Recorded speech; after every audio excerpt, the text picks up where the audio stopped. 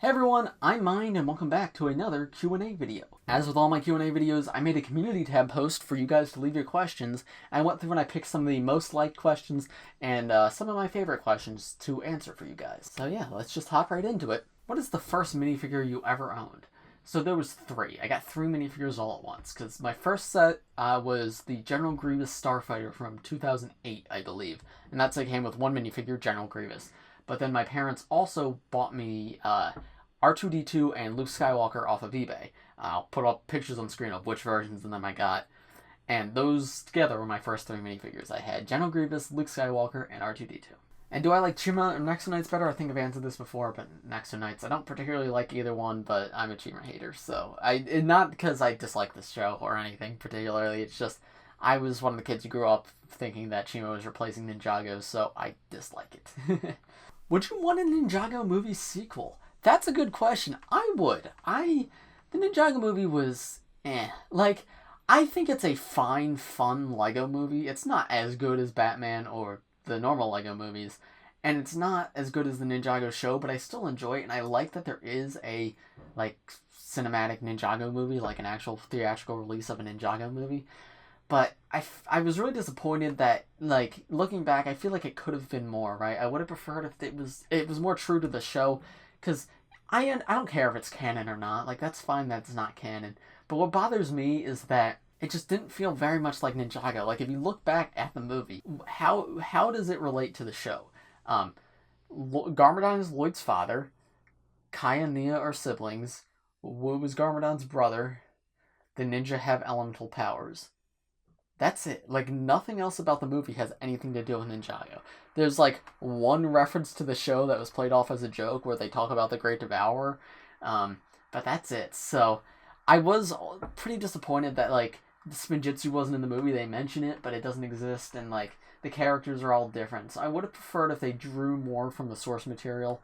And that being said, I really enjoyed the movie, and I would like to see a sequel. I would like to see them take on, like, maybe Pythor as a villain in the sequel. And obviously it would be different than the show, but just take on Pythor and the Serpentine in a different way in a sequel, and I think that could be really cool to see. What is the first LEGO theme you got into? You may be able to tell by my answer to the question a couple questions ago, but Star Wars was the first theme I really collected. But in terms of, like, LEGO original themes, I really liked Power Miners back in the day. Power Miners was really cool. I got some Space Police as well. Space Police was my friend's theme, and Power Miners was my theme. Like, I really like the Power Miners. I thought the rock monsters were super cool, and I really liked collecting, like, the mechs and all the different, like, bright green and orange vehicles. They were really cool, and I remember I had the Crystal King, and I thought that set was the coolest thing. Yeah, I love LEGO Power Miners. Those sets were awesome. Hello, Mind. Do you think we were getting legacy sets from later seasons like Skybound, Hands of Time, or Possession? If sets, which sets of minifigures would you like to see remade for these seasons? So, yes, we will get legacy sets from these, I believe, but not for a little while. I think the earliest... So, based on how they're doing the Legacy 2 suits, how they're a combination of the tournament and rebooted robes, that indicates to me that the next, like, the Legacy 3 suits, whatever they will be a combination of the Possession and Skybound suits, since those suits are already pretty similar. So I assume we'll get Possession and Skybound sets around the same time.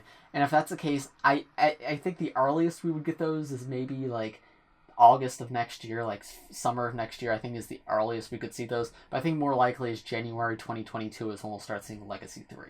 Because we're not ready for Legacy 3 yet. Like, we only have one tournament set. This year was mostly rebooted, and before we had one tournament set and that's it. So I think next year is going to be tournament, a little bit more rebooted, and then a lot of Season 1 and 2, because they always do Season 1 and 2. And then I think Seasons 5 and 6 will come either in August or in January of the following year. Which sets and minifigures would you like to see remade?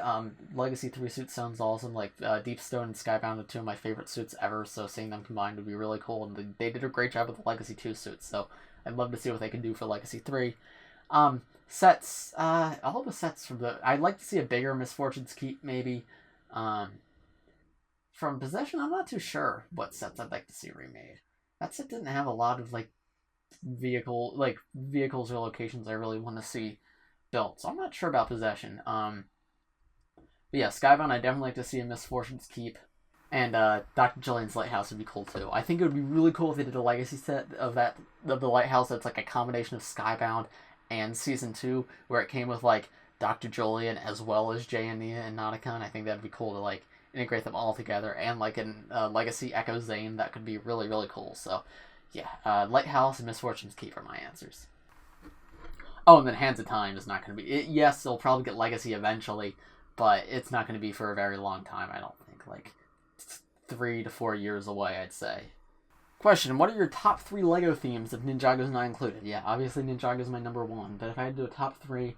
I've really enjoyed LEGO Minecraft recently. Because of the LEGO Ambassador Network, I've started to like branch out and collect different themes, and I've actually really enjoyed LEGO Minecraft. I think the sets are a great value, they're really creative and unique, and I love location builds, and that's what LEGO Minecraft sets are, right? Like, I'm not a huge fan of vehicles and stuff, and, well, obviously Ninjago has a lot of vehicles.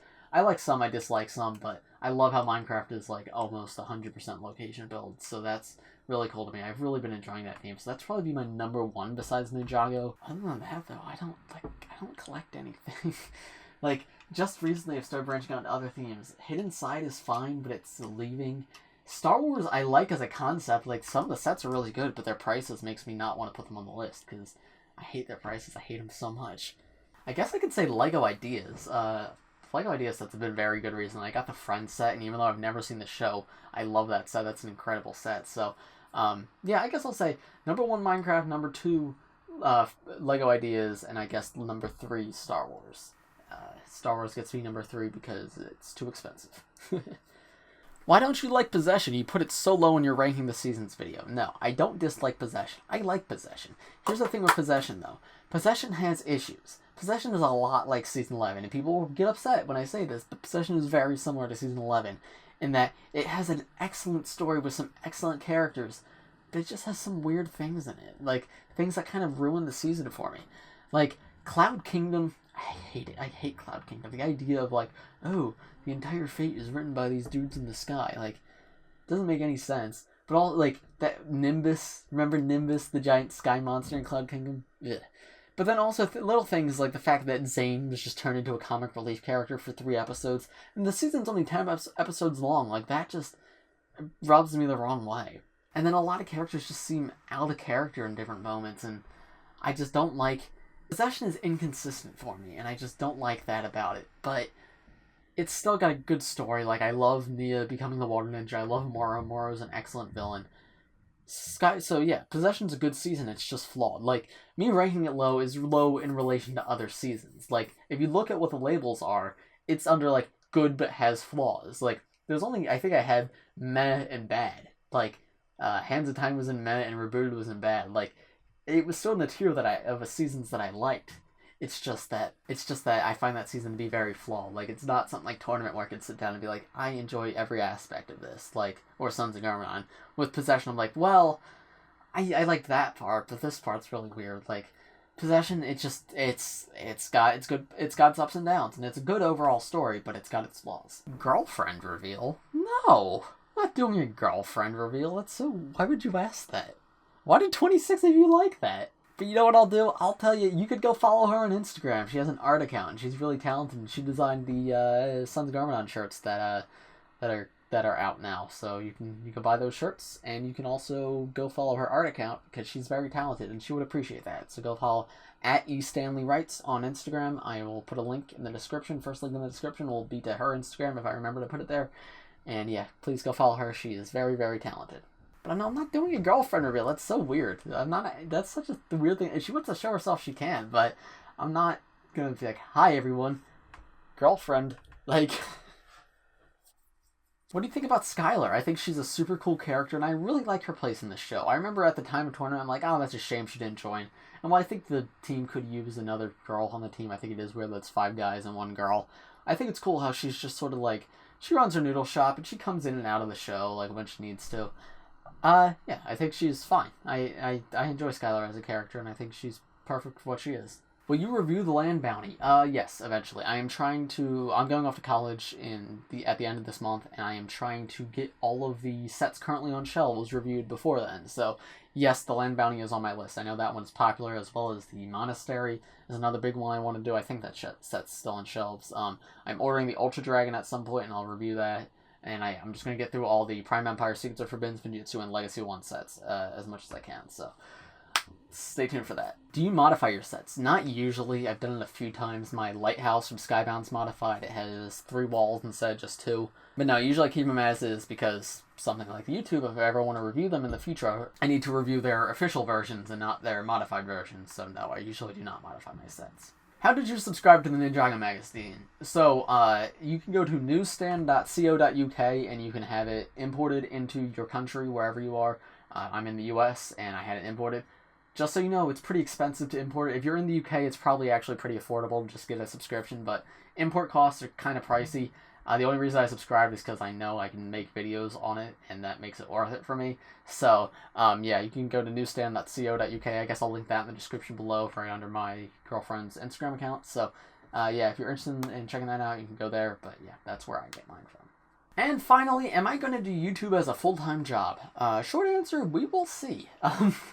That would be cool. I would love to do that, but currently, like, we're earning a bit of an income, but it's not enough to live off of. It's enough to get me by throughout summer, and while I'm, like, in college. Like, I'd rather do this than work at McDonald's, but unless, like, we'll see. We'll see where things go. I'm open to doing it, and I would love to do it, but I'm not going to bank on it. I'm not going to drop out of college so I can do YouTube, because that's a terrible idea, but we'll see.